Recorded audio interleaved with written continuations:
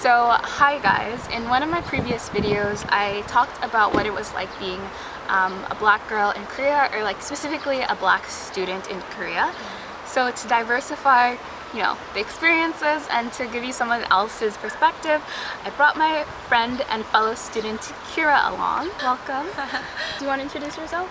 Yeah, so my name is Kyrra Williams. I am doing my master's here in Korea, and I am at the moment doing language school. Yeah, I'm really excited to chat, and especially around this topic. I think it's really interesting. So I'm gonna ask Kyrra to kind of give just like a brief general breakdown on some of the experiences you've had, your thoughts on the subject of what it's like being black, being a student. Yeah, so take it away.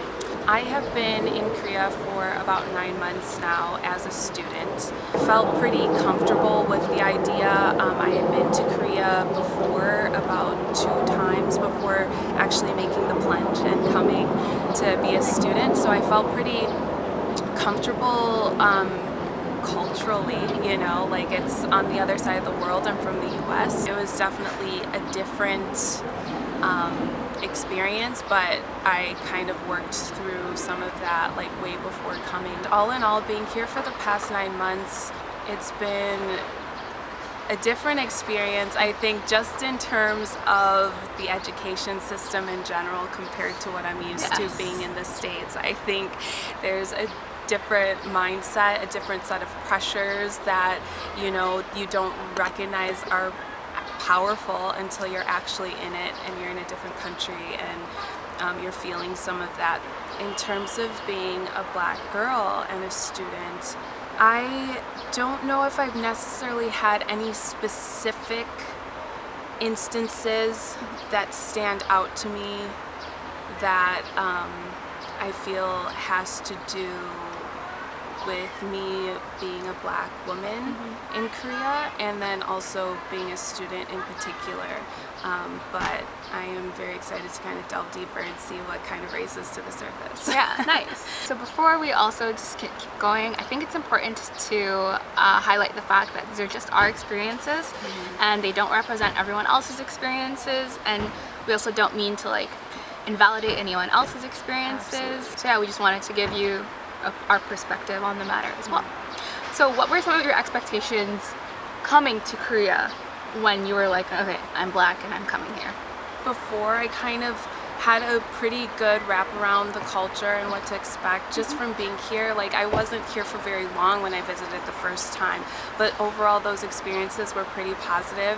My hair is different. That's something that gets quite a bit of attention, and so I've embraced the fact of being able to feel comfortable talking about it, allowing people to touch my hair if I feel like that's an appropriate gesture for that moment, and taking the time to explain in the best way that I can. I think one of the biggest frustrations as well is being asked questions in Korean and still being like new and uncomfortable with Korean and having to find a way to explain that, which I think there's been some slight pressure around there too, where it's just like I'm getting frustrated because I can't communicate myself and say what like I want to say about my hair because I'm just not as familiar with the language. So that's something that I kind of noticed arise a little bit. Like, that's something that I knew I would face quite a bit, and I'm okay with that. I'm excited to kind of be someone to kind of bring some education and discussion around that topic, being a black student here, because I know it's not common. And when I have like, I come across moments where like someone might say something ignorant, or maybe just they ask a question, and it's up to me to kind of explain it. A part of me kind of hates it because I just feel like, okay, but there's so much I have to unpack for you to get this. And then a part of me doesn't want to like, overload them with too much, but a part of me is also like, no, this is important, you need to know what's up. Yeah. So it's very difficult to gauge like where to be on that. Yeah, for sure. I've had this discussion before quite some time, and like we prefaced before, like, this is not to say that my experience is the end-all be-all. Being an African American, raised in America, where there is a lot of racism, microaggressions. You find that in so many different parts of the world, but I was kind of raised with this, I don't know, where I didn't really recognize microaggressions, even though I'm sure they've happened quite a bit. There's definitely those instances that I'm sure have occurred, but like they haven't really sunk into the point where I can even like bring them to the surface at the moment. So that's, yeah. That's interesting. I know. Because I would say I'm the complete opposite. I've always just been very aware of microaggressions to a point where I maybe even overthink things that might not have been intended that way, but I interpret it that way. So being here in Korea, if someone says something, I basically I have to remind myself, like, okay, hold on, they probably didn't mean it in that way that you're thinking, because like you're not even living in the context of a North American country, for example. So I try to tone myself down a bit, but I would say like I notice a lot. I feel like I notice a lot, maybe. Already starting with two very different experiences here. Okay, this is stupid, but like the thing is, I don't want to be like, oh, this microaggression happened to me and it hurt my feelings, because they're not like, they didn't scar me. Like, I look back on a lot of things and I can laugh, but I do know it's representative of something else that's going on, and they don't necessarily always feel great, but this is more so to paint a picture, not to say woe is me. One time, so I was just eating at a dinner with a bunch of students, and my friend from across the table, she made like some hearts at me, so I was like making them back. We were just being cute with each other, and I was doing like peace signs or whatever, and this Korean guy in front of me, he's like, oh, you look like a rapper, and I was like literally me and everyone who was sitting beside me was just like, what? Because it's such a far away thing from what I was doing, and like I said, it didn't hurt my feelings, but I was just like, okay, it's because I'm black. Like, yeah. That was like something small just to paint the idea of what I've experienced as a student, for example.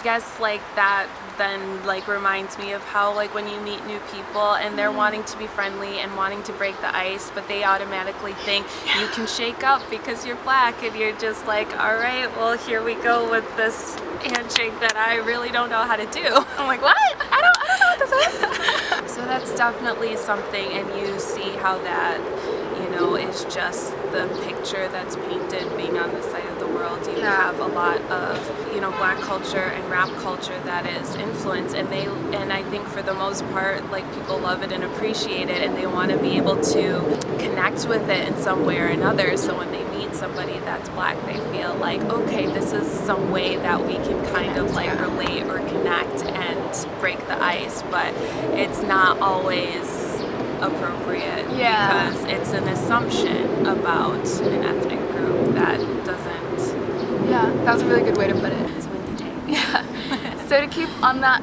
train of thought, are there any expectations that you felt have been put on you, or any boxes that you've been cornered into? I've heard this before in other videos where there are assumptions that, like, I don't know, like, kind of all black people can entertain or sing or whatever. Yeah. But I do fit into that stereotype because I'm a singer and I love to sing and I do that. But there is kind of like, I've heard that come up from time to time, but then I just kind of brush it off because it is like, okay, well, yeah, I mean, it's like, I am. What do you do when the stereotype's true? Yeah, exactly, you know. And it doesn't help that it's like every black person I know can sing. I know. I've heard that come up before, you know, just in conversations and other videos, and I'm like, wow, that's interesting, but I do fit into that stereotype, so all right. Yeah. I don't know. What do you feel? Like, do you feel like there have been any, like, expectations that you felt that have kind of come up? I often see, there's a part of me that projects on other people, like, or projects that they expect this from me already. Like, I already believe that they think that, so that's that on me. But I have felt like people expect me to be one way, whether it's like, the thing is, this doesn't just count for Korean people, this also counts for other international students, where they'll kind of like get a little sassy with you, and I'm like, oh, okay. feel like a lot of people, like, I can be like, my favorite music is country or rock or pop or whatever. Like, I can say anything, disco, and they'll be like, rap. Yeah, I love rap. I'm like, that's not what I said. Okay, I get you. I feel that. I feel like that happens often. Yeah. One thing that kind of triggered when you talked about that was, I feel like some people expect me to be aggressive, to have an aggressive personality type, because that is the picture that's somewhat portrayed in media and whatnot. So I think that could be something in the back of some people's heads when they're meeting me, and like not sure how to tread, and like being afraid to, you know, feeling like they need to tread carefully on me. But it's just, you know, it's, everybody's different and has a different personality, different mannerisms and all of that type of stuff. But I feel like that can happen where there is just kind of like this projection of aggression on all black women. Yes. I feel like I often hold back as well, especially when I'm first getting to know people, because even if I make a joke, I don't want to make a joke in front of them, because they might misinterpret it and believe, like, and just very easily box me into like being an angry black girl, when that's like, I mean, I am angry, so, but you know, not always angry. Sometimes I'm angry, but yeah, it feels like you can only really like have certain emotions sometimes. Yeah, staring is a thing. So yes, it is definitely a thing. Yeah. I've learned to very quickly just ignore it. Like in the beginning, I would be like, I stare back, but now I don't feel it's necessary. Like I'll just keep going with my day. Yeah, whatever. For sure. I feel like that's something that some people might take as a microaggression or whatever, but then also that's one that I've just come to terms with, to realize that I don't know if it is a microaggression to me. Like I feel like it's just a cultural difference, and you know, in terms of what's socially acceptable, you know, like I remember being younger in the States and my parents being like, it's rude to stare at people, and that's just something that they taught me, and so it's just something that you don't do. But then here it's just like, well, there's, you know, they're definitely like, this is a whole new world, you know, for a lot of people, so it's okay. Yeah, and I feel that maybe middle-aged people and younger will have the, I guess, the courtesy to not stare, but you know, for every social rule, old people are an exception. Yes. They do not have to conform to our social standards. Absolutely. So when they get on the train, they're gonna elbow you, regardless of who you are. They're going to talk to you and yell at you. They'll like touch you, and like, I don't know. I feel like, I thought I heard one of my friends got slapped by some grandma. See? They will treat you like your children. Yeah, and they will also stare. So at that point, you should just like kind of be mentally aware that it's gonna happen, and honestly, it's not gonna change your life in any way. But I do find it uncomfortable, like if I'm with a Korean friend and it's happening, because I'm like, oh my god, like I'm so famous. Like, no, but like, just like, I guess it's kind of uncomfortable to be othered, I guess. Everyone knows what's going on, everyone knows what's happening. I don't know why it's uncomfortable / embarrassing, but it is. Yeah. I find it at least. Something to get used to. Yes, definitely. Let's talk about, I think, a big topic. Since we're already talking about the old ladies in the subway, we're move into hair. Hair has been, yeah, definitely the biggest thing. I feel like I've grown up with that. Like, I kind of felt like I was prepared, because even among my close friends and family, hair always needed to be explained, you know, like it's just, it's very different, and my hairstyles are changing constantly, and sometimes I look different, and sometimes people don't even recognize me, and they've known me for years. Yeah. So like there's always that, but then yes, being in Korea, it's, you know, it's having to kind of go through that at an even deeper level. And so, like I mentioned before, I think when I first came, it felt a little more overwhelming, even though I felt like I was pretty prepared for that coming into it. finally being like addressed with all of those questions and can I touch, and but all of this is happening in Korean, and I'm still trying to learn Korean and not able to communicate myself fully. First time I came here, the ajomas were all up in my hair, especially like no one ever cares when I have curly hair for the most part, but when I have braided hair, it's a whole new situation. Everyone's trying to get their hands in there. Not everyone. Okay, sorry. I'm exaggerating. You will walk down the street and no one will attack you, I promise. But, you know, every once in a while, an old lady will just get in there. And the funny thing for me is, like, I've experienced most of the time, they've never even spoken to me. They'll just be, like, walking beside me or whatever, and they'll just be like, and then they keep going, and I'm like, I had one lady last year who she just like matched my pace, and then she literally just grabbed a fistful of my hair, talked to her son about me, and then she was like, oh, mashisa, and I'm like, that also happens back home too.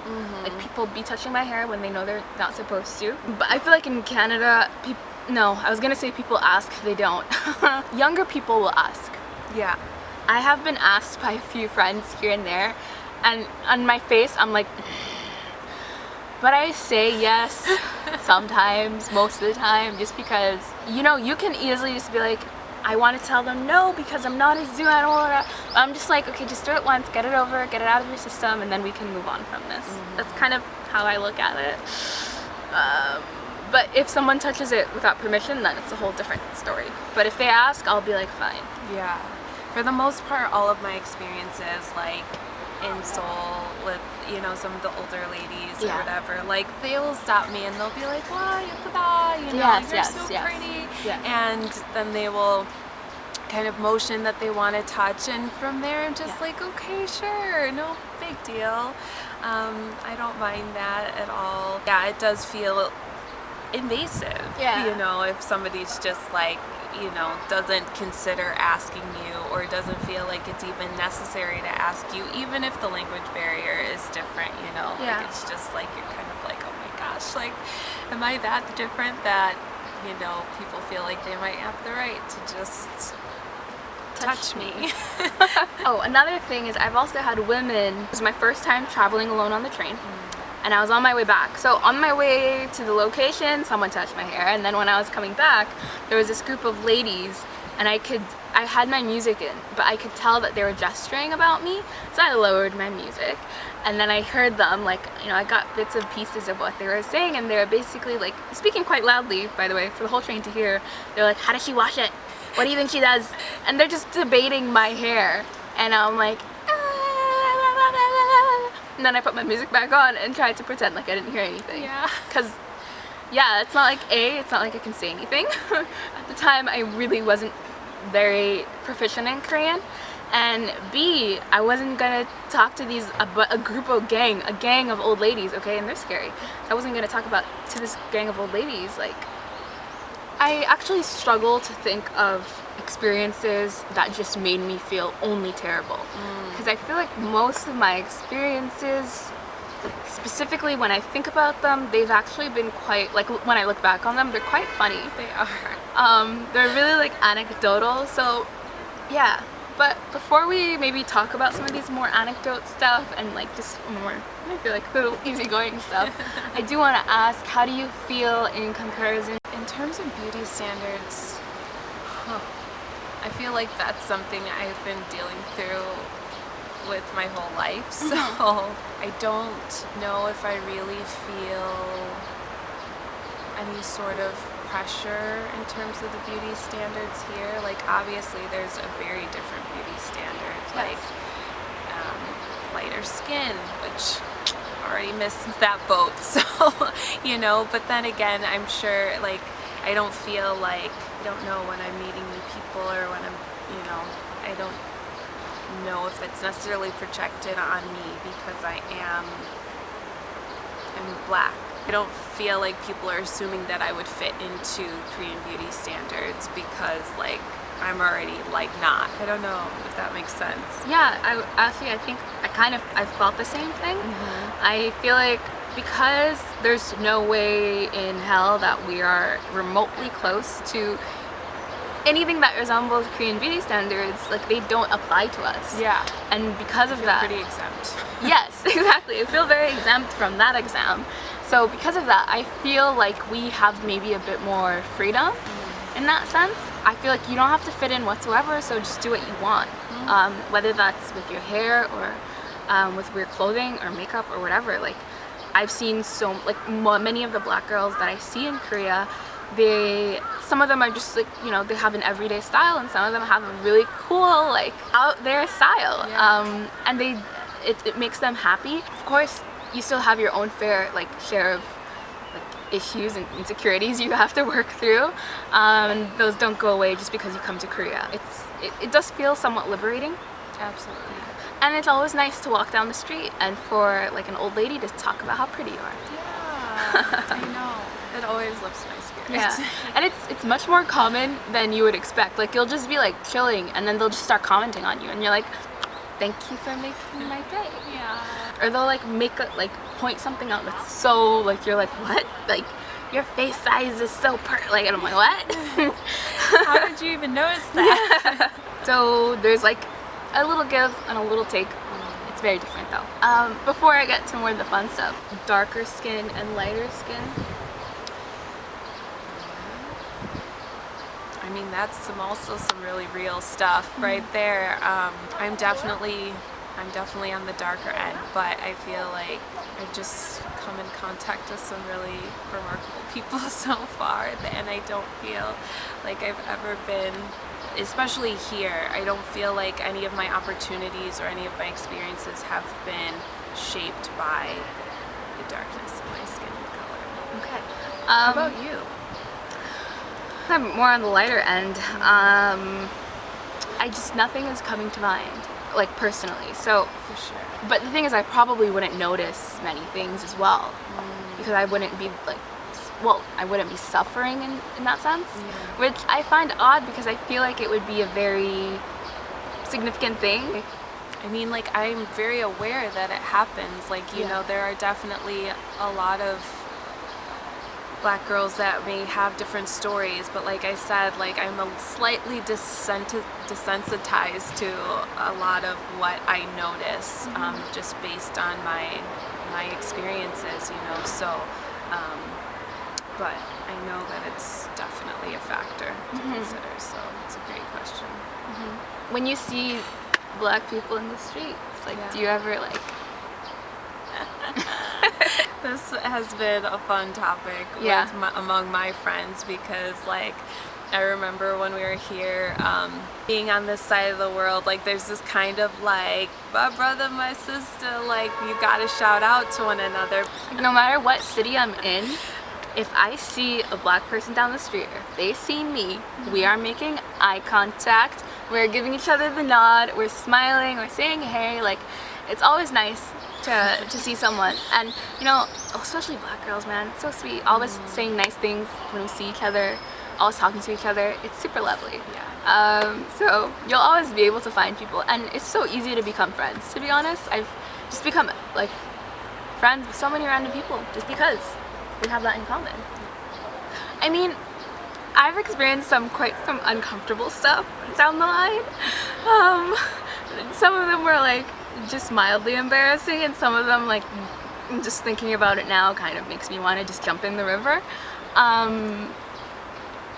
See, alright, like it's a lot. It's a lot. The funny things, or the things that make me roll my eyes, like I've been asked if I can twerk, or I've been asked to twerk for someone. First of all, I can't, which is so rude for you to bring this up, because this is an insecurity of mine.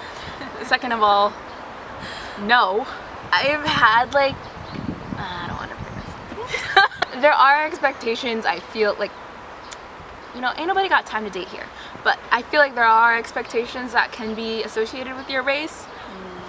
Wink wink, nudge nudge. And so I just always try to understand people's intentions. I'll just leave it at that. One time I was dancing and it was My N-Word by YG song came on, and he says it like 3 million times. It's the whole song's lyrics. And I was like, oh, I don't want to hear this on the dance floor. And then this guy turns to me and he's like, don't worry, I know what it means. They're all bad for saying it in like half Korean, half English, and I was dying. Yeah, little memories like that. They just kind of make your day. If someone's coming here, whether it be as a student or as a teacher or just as a trip or whatever, what do you think are some things they should be aware of? I would say that this is definitely like a beautiful place to live and a really amazing opportunity, and like the main things are to just be aware of the cultural differences, because learning how to live above culture I think is important, and learning how to adapt within the culture can like really help to make it overall an enjoyable experience, because those are the things that are really gonna poke and prod at you, because they're just different, you know, from what you're used to. And so like those are some of the biggest things. You know, if you're a black girl and you're coming here, make sure you get your makeup before you come and get your skin tones and all that stuff, because that can be a struggle. There's a slight shift that's starting to happen now, which is great, but that's one thing that just hasn't really turned around quite yet. So that could be a frustrating stressor for a lot of people. Yeah, and for hair products, you can buy some online, but I recommend you come with like a starter pack, so you don't have to worry about it for your first few months. Yeah, the starter pack has really like relieved a lot of stress for me. So yes, I feel like you know, like understand the culture and all that stuff, and the longer you get comfortable here, I feel like the more you'll realize that some of the things you may experience, they're not specifically because of your race, but maybe also just because you're a foreigner. Being a foreigner is a much more general thing, and a lot of people will experience the same like prejudices because they're specifically foreigners.